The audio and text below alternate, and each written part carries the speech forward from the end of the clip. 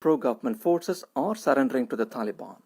With a stalled peace process and Washington's determination to complete the withdrawal, Afghanistan is staring at the possibility of a long, drawn-out civil war with the Taliban confident of a rapid victory. BBC News. A protest is taking place in Madrid against the possibility floated by Spain's socialist-led government of pardoning a number of jailed Catalan separatist leaders. The protest is backed by parties on the right. Prime Minister Pedro Sánchez has said releasing the separatists from prison would help calm tensions in Catalonia with a view to resolving the crisis through dialogue. People in Switzerland are voting in several referendums, including on a proposal to end the use of artificial pesticides within 10 years. If the measure is approved, Switzerland will become only the second country after Bhutan to ban them. Imogen Folks reports. There are two proposals to control pesticides. The first would end subsidies to farmers who use them. The second would ban them altogether within 10 years. Supporters point to worrying levels of pesticides in water and damage to plants, animals and insects. They say the measures would protect Switzerland's natural environment. But Swiss farmers, who have seen their jobs and incomes decline over the past 20 years, are angry. They claim the measures betray a city dweller's ignorance of how farming works. South Africa says it won't use some coronavirus vaccines produced by Johnson & Johnson after US medical regulators said millions of doses manufactured in Baltimore were contaminated. The US said on Friday that some batches of the vaccine were not fit for use, while many others were fine. There are 3 matches today at the Euro 2020 football tournament, with England starting their campaign against Croatia, North Macedonia playing its first game at a major championship against Austria, and the Netherlands facing Ukraine. The Danish Football Association has said one of its star players, Christian Eriksen, is in a stable condition in hospital after he collapsed during Saturday's match against Finland. BBC News. It's 10:06 GMT. You're listening to the newsroom on the BBC World Service with me, Valerie Sanderson. It is the third and final day of the G7 summit in Cornwall in the southwest of England. Today, the focus is on climate change. The closing declaration is expected to promise more cash to help developing countries cope with the issue. The naturalist Sir David Attenborough, in a taped address to world leaders, says, "We're now facing the most important decisions in human history." Climate change is a threat to global security that can only be dealt with by unparalleled levels of global cooperation. Through global cooperation, we may achieve far more than tackling climate change. We may finally create a stable, healthy world where resources are equally shared.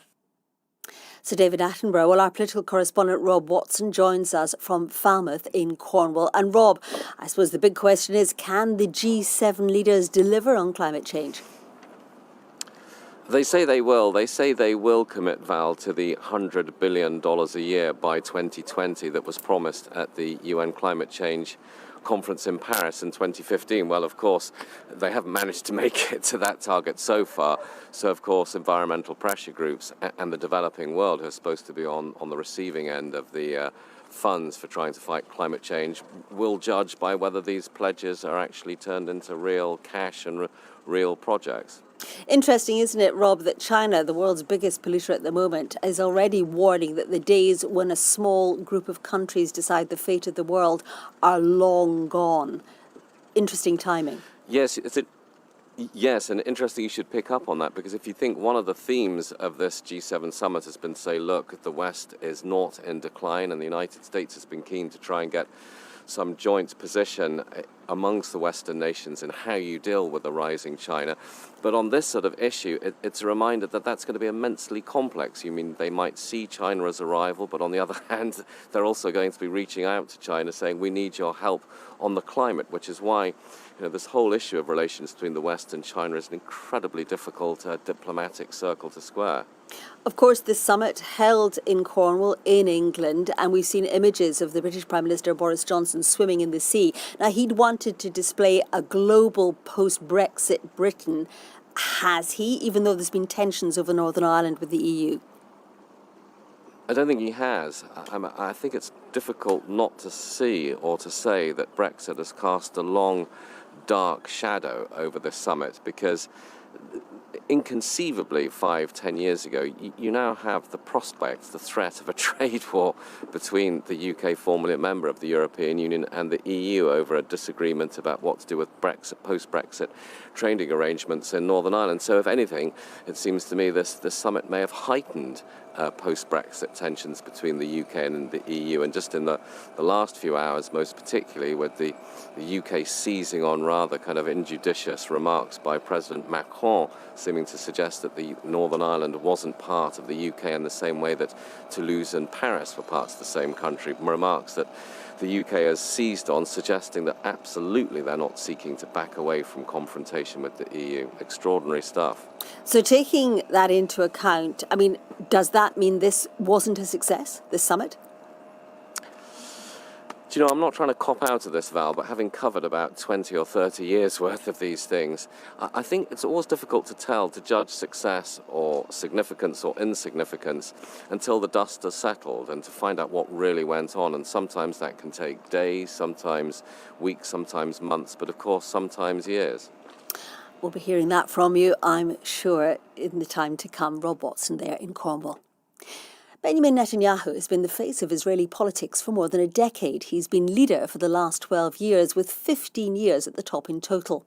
But that long run in power could end in a few hours' time when the Israeli parliament, the Knesset, is expected to swear in a new coalition government.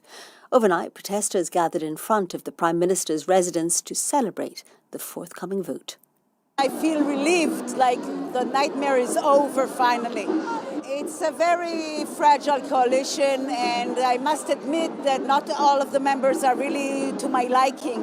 But the situation in Israel has become so horrible that I prefer to see this coalition trying to collaborate and trying to lower the hate and all the arguing amongst us.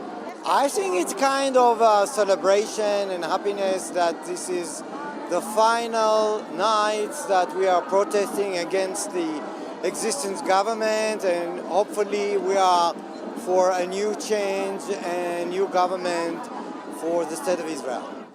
Well, I'm joined by BBC Monitoring's analyst in Jerusalem, Joel Greenberg. So, end of an era for Mr. Netanyahu, but he's not going anywhere, is he, Joel? Well, he's going to lead the opposition, and he's already vowed to try to bring down the new government as quickly as possible, as soon as possible. So we can expect already a fiery speech from him today in Parliament. So he will be there in opposition, but it's certainly a landmark that he is being unseated after 12 consecutive years in office. And what about the prospects for this coalition? Because it includes parties, doesn't it, from the right, from left and centre, as well as an Arab Islamic conservative party. I mean, is it going to gel?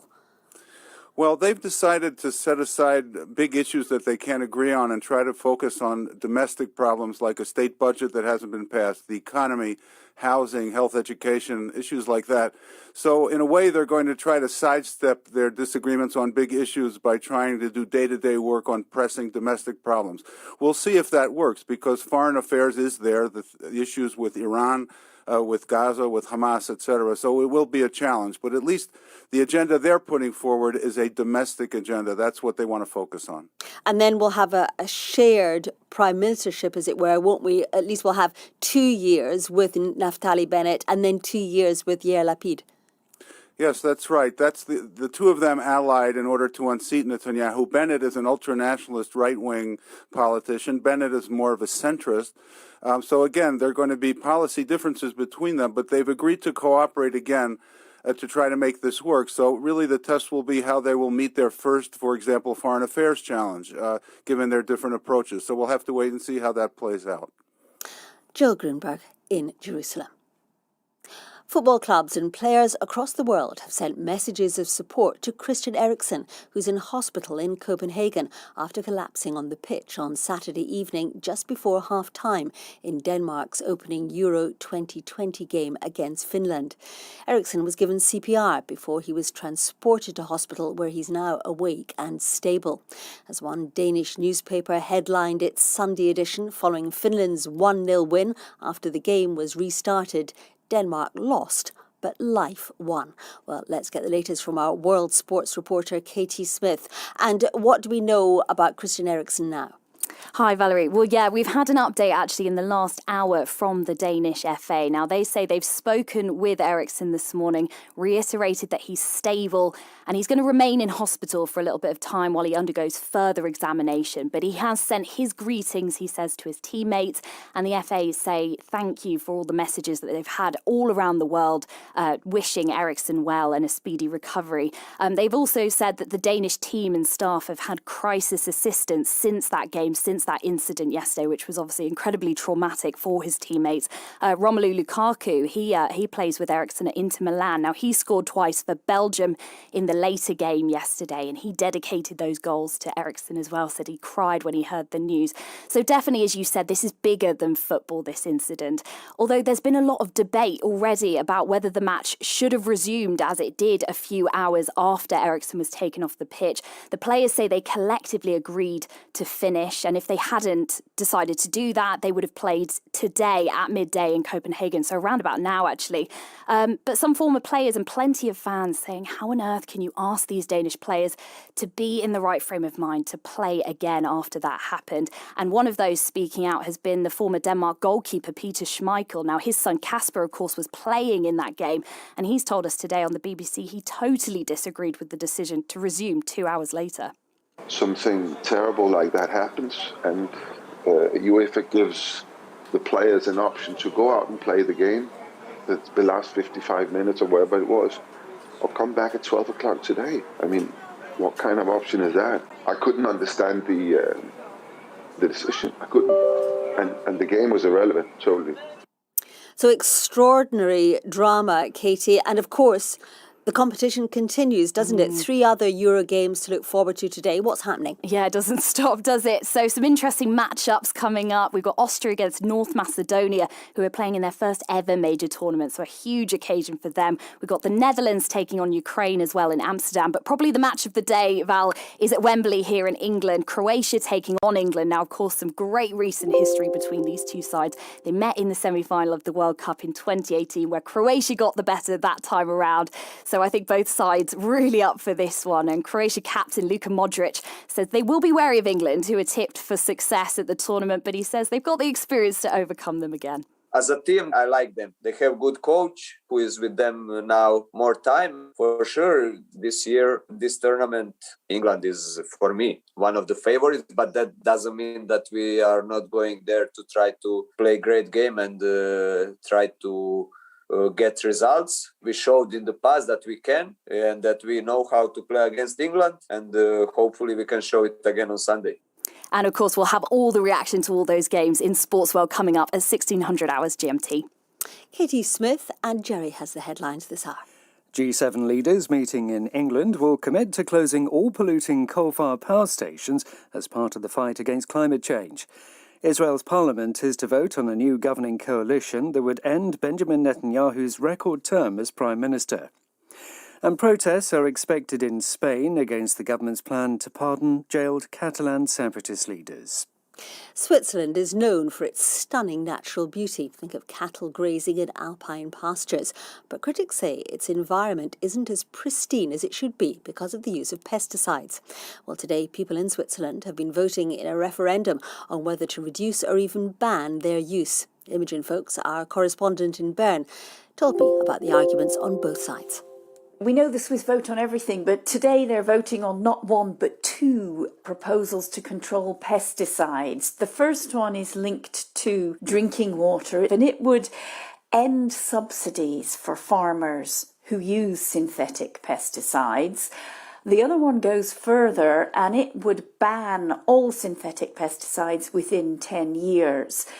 Now, the proponents point to levels of pesticide, particularly in the flatlands where the cities are in Switzerland, where the drinking water is already contaminated to what they say is an unacceptable level. Birds, plants, insects, they claim are being damaged by the use of pesticides. The opponents, and this is primarily the farming lobby, which is still very strong in Switzerland, so this is just completely unrealistic. They've seen their subsidies cut this would just put many of them completely out of business. What's the government saying? The government has actually urged voters to say no to both of these. The government ministers say, yes, we want to control pesticides and we have a plan to reduce them by 50% within the next year.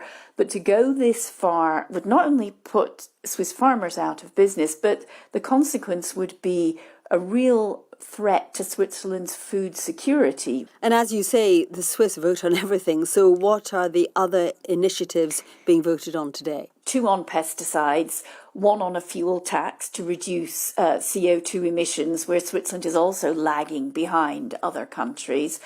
1 on legitimising and making legal all the money the government has spent, taxpayers' money, to support the country through the COVID-19 pandemic. And the final one is to beef up Switzerland's anti-terror legislation. Human rights groups, the United Nations, have said this vote goes too far. Switzerland's security services are saying, no, we need this. So it's going to be an interesting afternoon, I think, here in Switzerland as all those votes are counted. Imogen Folks. In Spain, a demonstration is underway in Madrid against the government's decision to approve partial pardons for jailed leaders of the Catalan independence movement.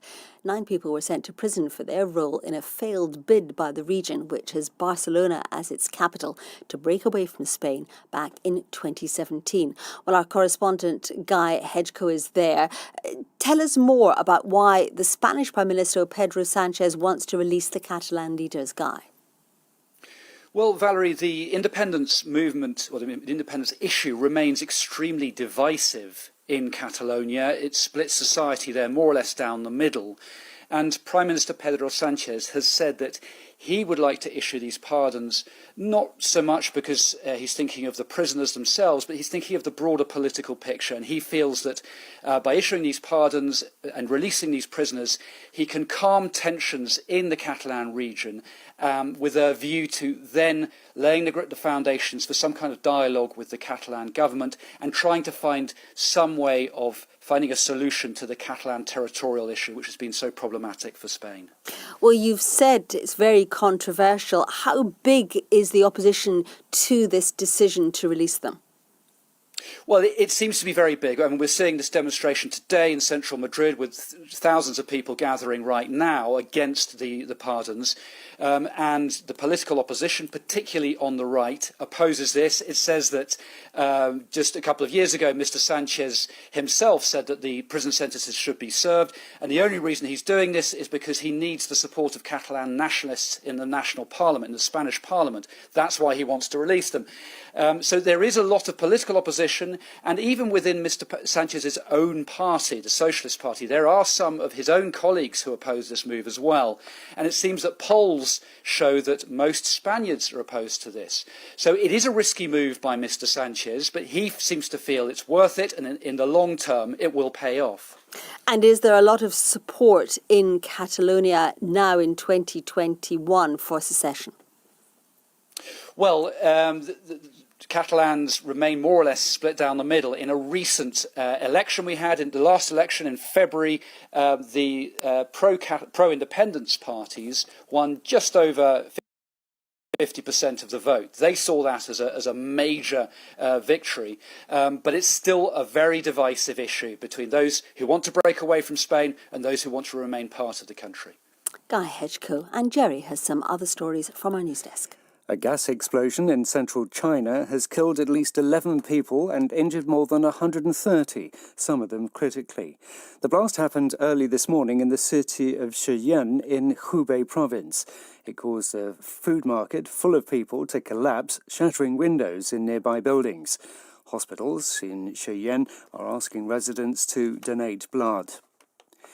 The Greek Coast Guard says a patrol boat based on the Aegean island of Lesbos has sustained minor damage in a clash with a Turkish Coast Guard vessel. The narrow strait that separates Lesbos from the Turkish mainland is one of the favoured routes for migrants trying to cross to Europe.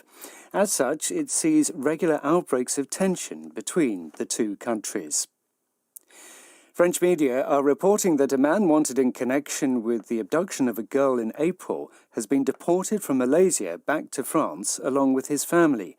Remy Daye-Wiedemann had told French television at the time that the disappearance of an 8-year-old from her grandmother's house in eastern France was not a kidnapping, but rather the return of a child to her mother at her request. The first major television news channel to launch in the UK for 20 years goes on air today. GB News has pledged to change the face of debate in the country. But, as Tom Harrigan reports, some have raised concerns about the editorial direction it will take. Rather than traditional news bulletins, it will focus on opinion-led discussion and debate 18 hours a day. GB News denies that the station will be modelled on the American right-wing broadcaster Fox News as a result, something its critics dispute. They point to the decision to hire a former Brexit Party MEP as a presenter and plans for a regular segment highlighting examples of political correctness gone mad. 50 years ago next month, the rock star Jim Morrison was found dead in Paris. He was just 27, and as frontman for The Doors, he'd composed many of the band's hits. Now, in a new anthology, much more of his writing, including poems, notebooks, snippets of thoughts and ideas, has been brought together in the collected works of Jim Morrison, assembled by his sister. The BBC's Michelle Hussain has been talking to that sister, Anne Morrison Tuning. We wanted people to see where he would try out something and play with it. Like, for instance, L'America comes up quite a few times in the book. I took a trip down to L'America.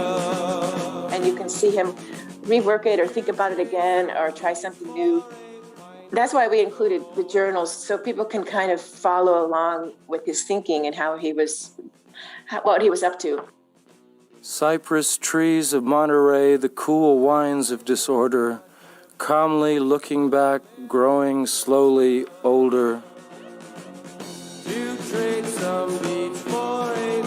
He was 22, wasn't he, when the Doors really kicked off? Where were you at that time, and what do you remember of seeing his rise to fame and hearing his music? Well, I was in London, actually. We were in Earl's Court, and my mom sent the album cover. She didn't send a note or anything. She just sent the album cover, and it was the very first album with Jim's picture right in the front. And I was pretty shocked. and I had been hearing his music, Light My Fire, because that was really big, even in London. And it was amazing. You know that it would be untrue.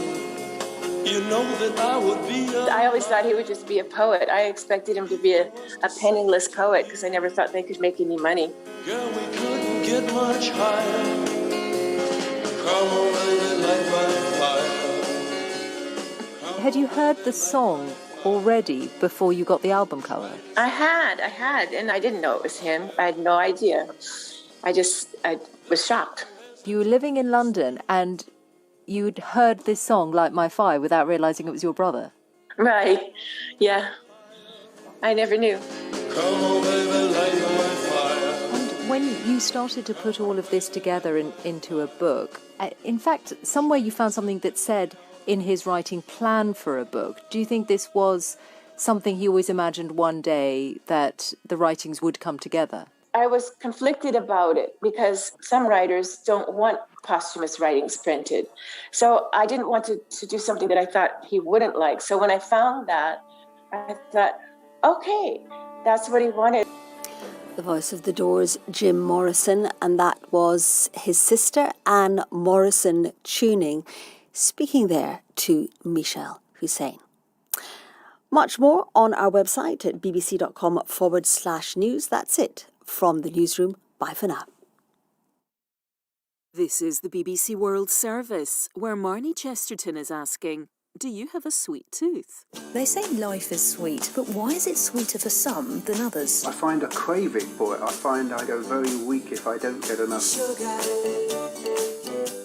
On the next episode of Crowd Science, we're asking whether genes can determine our sweet tooth. The sweet receptor in some people doesn't work as well, and so they have more difficulty tasting sweet at low concentrations. I'll They'll also be trying alternatives with plenty of sweetness and almost none of the calories. I've got a plate here in front of me with some samples. I've already stuck a couple in my mouth. They're delicious. You do immediately get quite a sweet hit. Crowd Science, Monday at 8:30 and 12:30 GMT.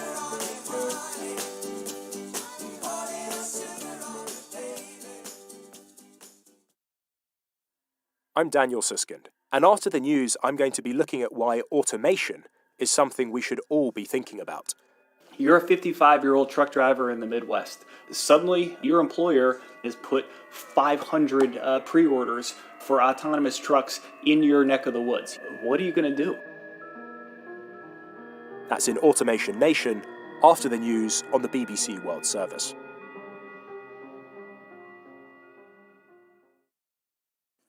BBC News with Jerry Smith. On the last day of the G7 summit in Cornwall, leaders are expected to announce a series of joint commitments aimed at tackling climate change. They will set out action to cut carbon emissions, including an end to burning coal. China has warned the G7 leaders that the days when a small group of countries decided the fate of the world are long gone. The comments by a spokesman for the Chinese embassy in London come as the G7 countries try to present a united position over China. Israel's parliament is to vote later on a new coalition government that seems set to end Benjamin Netanyahu's run as prime minister. The coalition has been put together by the centrist Yair Lapid. A protest is taking place in Madrid against the possibility floated by Spain's socialist-led government of pardoning a number of jailed Catalan separatist leaders. 9 Catalan politicians and activists were jailed for sedition for their role in a failed bid for independence in 2017. One of the leading Arab poets of the past 70 years, Saadi Yusuf, has died. He was 87. Born in Iraq, Yusuf spent most of his life in exile, publishing more than 30 books of poetry, as well as working as a journalist and activist. He was one of the principal exponents of the movement away from traditional structures in Arabic poetry into free verse. There are 3 matches today at the Euro 2020 football tournament. England start their campaign against Croatia in London. North Macedonia plays its first major championship game against Austria in Bucharest, and the Netherlands face Ukraine in Amsterdam. Football officials in Denmark say one of their country's star players, Christian Eriksen, is in a stable condition in hospital after he collapsed yesterday. BBC News. Thousands of jobs are lost every week to automation. Do you think it is good for us as human beings to dehumanize work and sacrifice people? I'm Daniel Suskind, and you're listening to Automation Nation, part of the Compass on the BBC World Service. In the last episode of the series, we heard about the remarkable rate at which automation is now advancing. And in this one, we're going to explore what that means for jobs. Now, the question you just heard was recorded over half a century ago, but the concerns it reflects have been around a lot longer than that. Back in 1589, an English priest named William Lee invented a machine to free people from the burden of knitting with their hands, apparently because he was courting a woman who showed more interest in knitting than in him. Lee took his machine to London to request a patent from Queen Elizabeth I, but she refused, telling him, "Thou aimest high, Master Lee. Consider, though, what the invention could do to my poor subjects. It would assuredly bring to them ruin by depriving them of employment, thus making them beggars." And the story doesn't stop there. When in 1764 an English weaver named James Hargreaves first invented the spinning jenny, a device that helped to kick-start the Industrial Revolution, a gang of neighbouring weavers broke into his house and demolished the machine. The Luddites, as they were called, became so infamous we still use the word today. So we've definitely suffered from automation anxiety for a long time. But do we have any reason to? Is automation actually having an effect? Director of the McKinsey Global Institute, James Manyika, thinks that in some places it already has. Automation has already had a pretty significant impact on work in the United States. In fact, of the jobs that were lost in manufacturing in the late 90s and the early 2000s, the majority of them were actually lost to effects of technology and automation. And the impact hasn't only been in manufacturing. In fact, we can see the effect of automation on a white-collar job every time we visit a cash machine. That's all work that used to be done by bank tellers who, back in the 60s and 70s, used to spend most of their time counting your money, either to take it from you or to give it back to you. Since the advent of ATM machines, that's not what they do for the most part. That's all done by machines. So we've already had a steady impact on different occupations and jobs. But of course, there are still plenty of other things for people in banks to do. Until now, technology has been fairly limited in terms of the tasks it could automate and not such a threat to jobs. But with new developments in artificial intelligence and robotics, the question experts are asking is this time different? It does feel that with the advent of artificial intelligence and machine learning, we may be doing something different than automation of the past. In automation of the past, we're mostly either complementing or replacing mostly physical work, either making machines faster, lift things that we couldn't lift. And some would argue that with artificial intelligence, we're doing more than that. We're starting to get at some things that we've thought of as knowledge work or cognitive tasks, understanding things, understanding images, things that some would argue felt were the preserve of human beings. And in some professions, we're very attached to the idea of human beings doing the work, like in healthcare. But in recent years, automation is starting to appear there as well. I talked to Ivana Schnur, who's co-founder and CEO of a company called Sensely. Sensely is a virtual clinical assistant platform. It provides automation of tasks such as clinical triage of your symptoms. Hello and welcome to the Symptom Checker. My name is Olivia. With the idea of saving time and making clinicians more efficient. By asking you the right questions, I can give you the most accurate outcome. Nurses and doctors are not there to solicit your paperwork or help you fill it out. They're there to be able to assess your health condition. Please tell me your main symptom. Figure out the next steps. I recommend you visit an urgent care center today. And help you onto the healing journey. They will be expecting you soon. Shall I call you a car to take you there?